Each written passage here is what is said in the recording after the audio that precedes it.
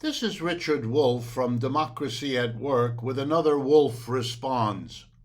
This time a response to the Pandora Papers released over the last week.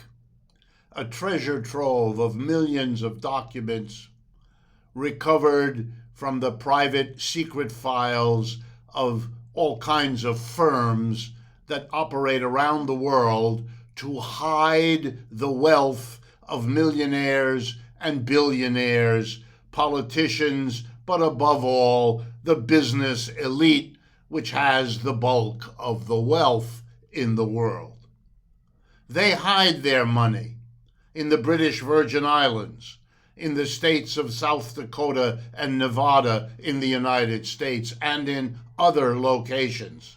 They move their money wherever the local politicians conveniently write the laws that permit them to hide their money there, to not get it reported to tax collectors, to the general public, and to the media.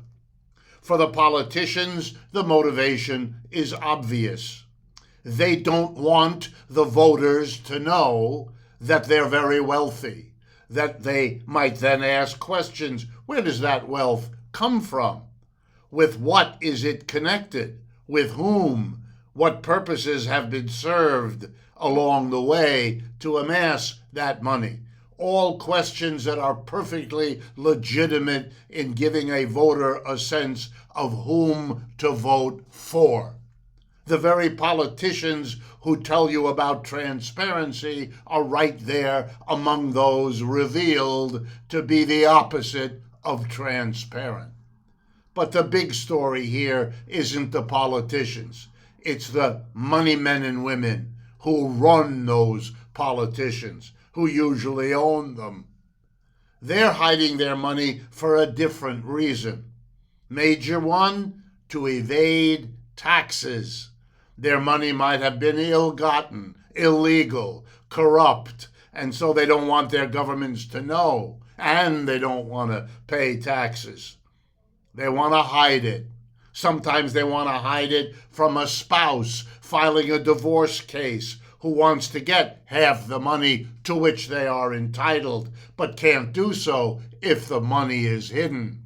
Sometimes it's a business person who knows that the government is going to find out pretty soon how that money was acquired, and they don't want that government to know where the money is if they find out, as they likely will.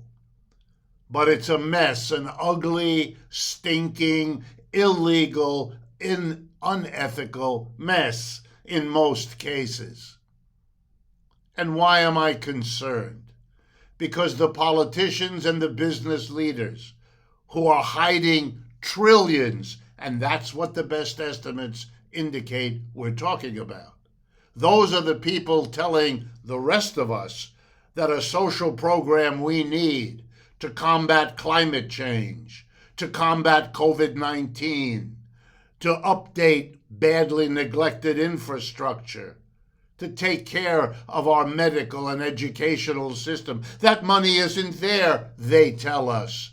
But of course it is. They have it, and they have hidden it out of fear, in part, that when we know it's there, as we now do, we will be interested in getting it to serve the population and not to be held on to people who are already the richest people in the world. That's the thing to keep in mind. If those in control of our big corporations and of the government, if they really wanted to do something about this, they would have done so long ago.